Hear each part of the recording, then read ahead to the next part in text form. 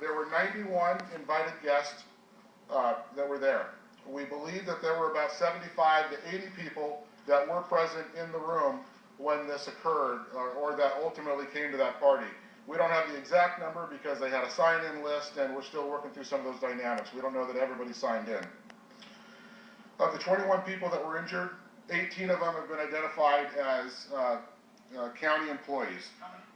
18 of the 21 were county employees. The other 3 were not county employees. Of the 14 people that are deceased and their identities have been released now, 12 of those individuals were county employees, County of San Bernardino. 2 of them were not. And then finally, one of the questions that came from the media is that you wanted to hear from one of the first responders when we responded to this on Wednesday morning. So I'd like to introduce Lieutenant Mike Madden. Spelling is M-I-K-E, last of M-A-D-D-E-N. Mike is actually one of our administrative commanders for the police department. He's a 24-year veteran. As an administrative guy, he really has a desk job. The reality is, at 11 o'clock in the morning on Wednesday, Mike was on his way to lunch when this call went out, and he didn't hesitate. Mike was the first officer that was on scene, and he was the first person that we had that gathered the first units that went in and addressed this. So I'm going to let Mike kind of tell the story of what they experienced firsthand, and then we'll take a few questions for Mike as soon as he's done.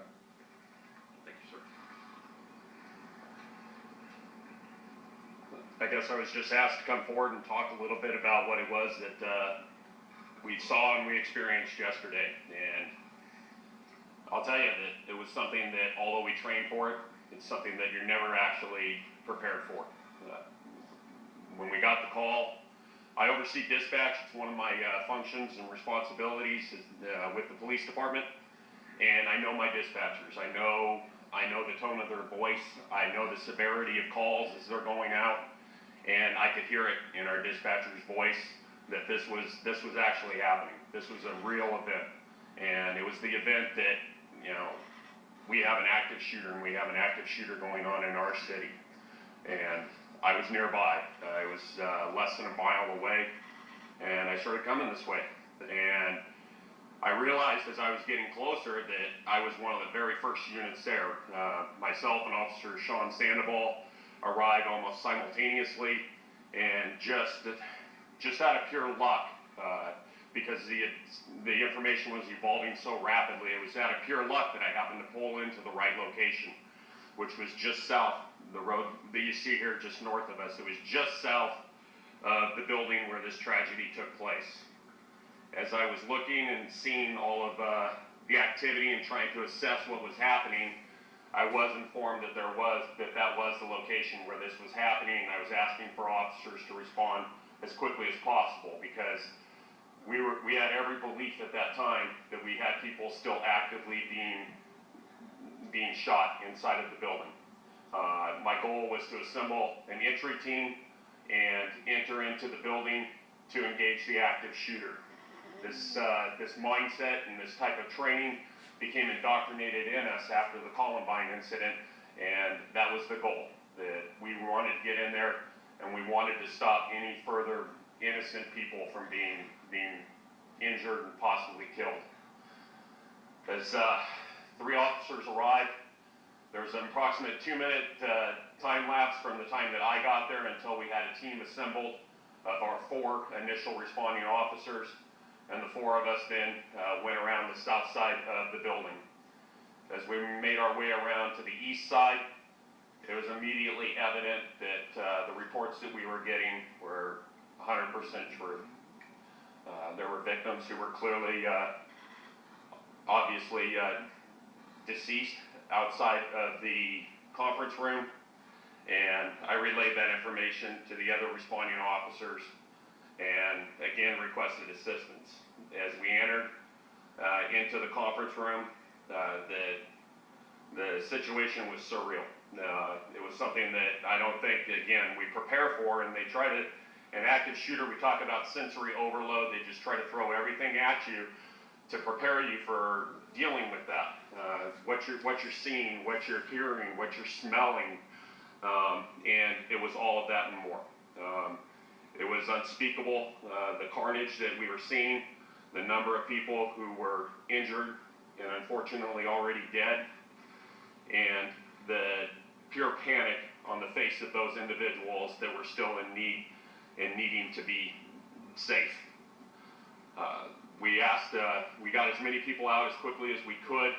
We had approximately, I estimated in talking with the other officers who were with me, probably 50 people responded past us and out the doors.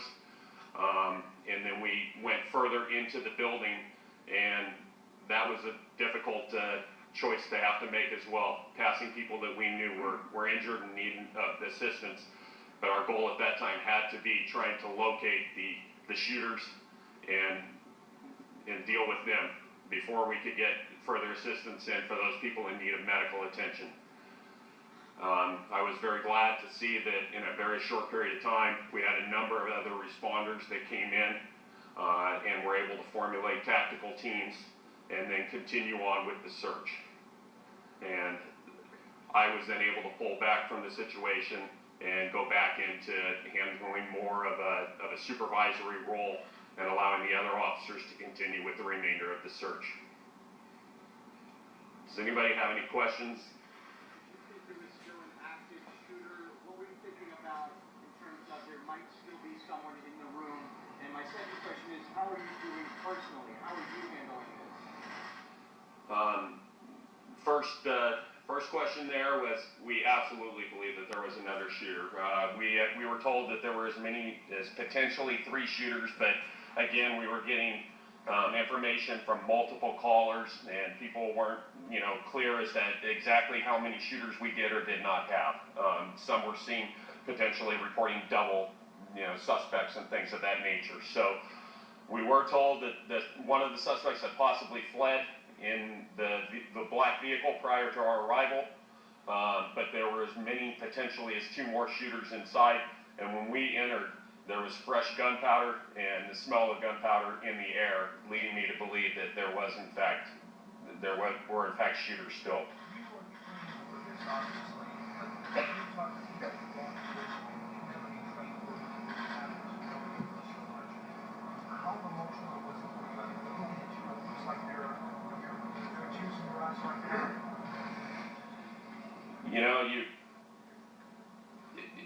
To be honest, you guys, it was a little surreal. It was, you train for it and you know that your job is dealing in reality, but it seemed a little surreal, but yet, I did the job that I was supposed to do. My job is to go in there and, people don't call the police because they're having a great day. They call because there's tragedy going on, and this was tragedy that I've never experienced in my career, and that I don't think most officers do. And so we had to deal with it, and we had to help bring them to safety and try to bring some kind of calm to the chaos that was going on. So,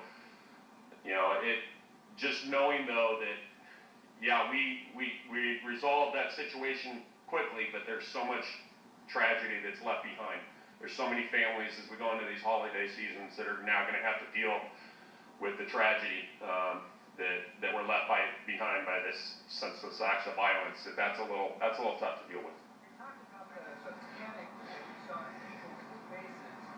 How did you deal with that? What do you say to them? How do you calm them down when you yourself are going through this chaotic situation? You have to be clear in your orders. The initial 50 people did not want to come to us. They were fearful, and they were in the back hallway area, and that actually heightened my concern and my fear that potentially the suspects were in that hallway holding them hostage and waiting for us to enter into the hallway. We had to tell them several times, come to us, and ultimately they did. And once that first person took the motions forward, it opened the floodgates, and everybody wanted to come and get away from that as quickly as possible. So we can't panic in those situations. These people have already dealt with enough. The last thing they need to see is their police officers panicking. Was it silent in there, or did you hear screams? Tell us a little bit about the response what you're taking in. It was extremely loud. The fire alarms were going off. There were people who were obviously injured and obviously in great amounts of pain, and that was evident in it was very loud in the room, and we also had fire sprinklers going off inside the room, so that was adding to further chaos. Have you been able to try to offer information about the shooter, or just to get a sense they didn't realize what had just happened? My primary goal was to find out how many and where they were. And I was asking individuals, but again, panic was obvious and apparent. And so we weren't getting a lot of further information in regards to that. You found the bomb. Did you find the bomb? Your team found the bomb? No, our team did not find any of the explosive devices. Those were found later. There was a holiday party where the decorations, tables, chairs, That sums it up. Yes, it was. It's a fairly large meeting room, and I noticed upon entry that there's a Christmas tree in there. All of the tables were decorated for a Christmas party, and it just seems so senseless that here's people going into their holiday festivities, and now we were dealing with that. You talked about the training that you had last week. How do you stay calm? Do you take a deep breath going in there and think about it? Do you feel the adrenaline going through your system? Yeah, I'm sure I did. But you can't let your emotions override your judgment, and you need to do the job that we're supposed to do. It's what we're trained to do. What it seems like you for the last day and a half, it seems like we incredible trauma from the victims. Like you yourself and the other story. I tried to make a point to those officers that I knew were some of the initial guys in with us, which there were many officers who did extraordinary jobs yesterday for our department, and also for all of the agencies who responded so quickly. It was truly overwhelming to see all of the agencies that got here in a hurry to provide us assistance, because just like I said, I was sensing that this was a true event. They had the same sense, and they got here, and nobody hesitated. People knew what their job was, and their job was to try to bring some calm to chaos. And so it's one of those things, I've gone around, I've tried to contact our officers, I've tried to assess how they're doing, talk a little bit about it, and in doing that, maybe that's helping me a little bit as well. So I think we'll all work through it together. Video showing some incredible courage from officers, showing the people trying to get them out. I mean,